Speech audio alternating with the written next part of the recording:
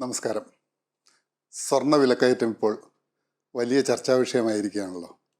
എന്നാൽ ഈ സ്വർണ്ണ വിലക്കയറ്റം ഭാവിയിൽ വലിയ പ്രശ്നങ്ങൾ സൃഷ്ടിക്കും. സാധാരണക്കാരെയും സ്വർണ്ണ വ്യാപാരികളെയും രാജ്യങ്ങളെയും ഈ വിലക്കയറ്റം പ്രതിസന്ധിയിലാക്കും. ഒന്നാമതായി, സാധാരണക്കാരായ ആളുകൾക്ക് കല്യാണം, മാമോദീസ അല്ലെങ്കിൽ അതുപോലുള്ള ആവശ്യങ്ങൾക്ക് സ്വർണം വാങ്ങാൻ കൂടുതൽ പണം കണ്ടെത്തണം. കയ്യിൽ തികയാതെ വരുന്ന പണം കടമെടുക്കും. അത് വ്യക്തികളിൽ നിന്നോ ബാങ്കുകളിൽ നിന്നോ ആകാം. എന്തായാലും അതൊരു അഡീഷണൽ ബാധ്യതയായി മാറും.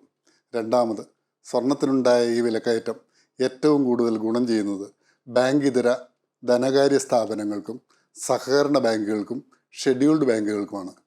വ്യക്തികൾ വെച്ചിരിക്കുന്ന സ്വർണ്ണ വായ്പകൾ ഇപ്പോൾ തിരിച്ചടക്കാൻ നിർബന്ധിക്കുന്നതിന് പകരം പലിശയും പിഴപ്പലിശയും കൂട്ടി പുതുക്കി വയ്പ്പിച്ച് സാധാരണക്കാരുടെ ചെറിയ കടങ്ങളെ വലിയ കടങ്ങളാക്കി മാറ്റിക്കൊണ്ടിരിക്കുകയാണ് ഇവർ. തൽക്കാലം കുഴപ്പമൊന്നും ഇല്ലെന്ന് തോന്നുമെങ്കിലും ഭാവിയിൽ ഇത് രണ്ട് കൂട്ടരെയും പ്രതിസന്ധിയിലാക്കാം. 2013-14 കാലഘട്ടത്തിൽ സ്വർണ്ണവില ഇടിഞ്ഞപ്പോൾ ഉണ്ടായ പ്രശ്നങ്ങൾ ഓർക്കുക. സ്വർണ്ണപ്പണയ സ്ഥാപനങ്ങൾക്ക് സ്വർണ്ണവില ഉയരങ്ങളിലേക്ക് പോകുന്നതിലാണ് താല്പര്യം. കാരണം ചെറിയ ആവശ്യങ്ങൾക്കും സ്വർണ്ണാഭരണങ്ങൾ പണയം വയ്ക്കുന്ന ശീലം പണ്ടേ മലയാളികൾക്കുണ്ട്. അതുകൊണ്ടാണല്ലോ ഇത്രമാത്രം ബ്രാൻഡഡ് സ്വർണ്ണപ്പണയ സ്ഥാപനങ്ങൾ കേരളത്തിലുള്ളത്.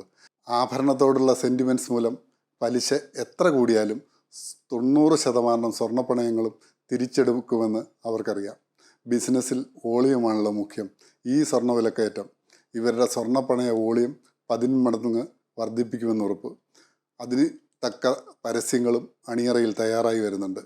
ഇപ്പോൾ തന്നെ ചെറിയ വരുമാനമുള്ള കടകളിലും മറ്റും 8,000-നും 10,000-നും ജോലി ചെയ്ത് ചിട്ടി പിടിച്ചും മറ്റും സമ്പാദിച്ച സ്വർണ്ണാഭരണങ്ങൾ പണയം വെച്ച് 2 വീലറുകളും യൂസ്ഡ് കാറുകളും വാങ്ങുന്ന പ്രവണത വർദ്ധിച്ചു വരുന്നു.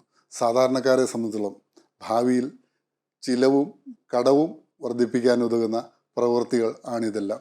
പ്രത്യേകിച്ചും ഒരു ഇന്ധന വിലവർദ്ധനവ് അടുത്തെത്തിയിരിക്കുന്നുവെന്ന് അന്താരാഷ്ട്ര ക്രൂഡ് വില സൂചിപ്പിക്കുന്ന സാഹചര്യത്തിൽ ഇനി സ്വർണ്ണ വ്യാപാരികളെ സംബന്ധിച്ചിടത്തോളം സ്വർണ്ണവില ഉയരങ്ങളിലേക്ക് പോകുമ്പോൾ കച്ചവടങ്ങൾ മന്ദഗതിയിലാകും.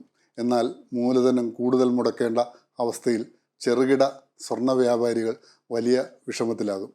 രാജ്യങ്ങളെ സംബന്ധിച്ചിടത്തോളം സ്വർണ്ണ ഇറക്കുമതി ചെലവേറും.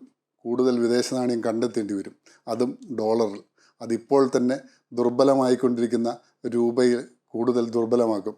അതിൻ്റെ പരിണത ഫലങ്ങൾ സാർവത്രിക വിലക്കയറ്റമായിരിക്കും. ചുരുക്കത്തിൽ അഭൂതപൂർവമായ ഈ സ്വർണ്ണ വിലക്കയറ്റം ആർക്കും അത്ര ആഹ്ലാദകരമായ കാര്യമല്ല. കരുതിയിരിക്കുക. ഈ വിഷയത്തെക്കുറിച്ച് നിങ്ങളുടെ അഭിപ്രായങ്ങൾ കമൻ്റായി രേഖപ്പെടുത്തുക. ഒപ്പം ഈ ചാനൽ സബ്സ്ക്രൈബ് ചെയ്യുക. Thank you.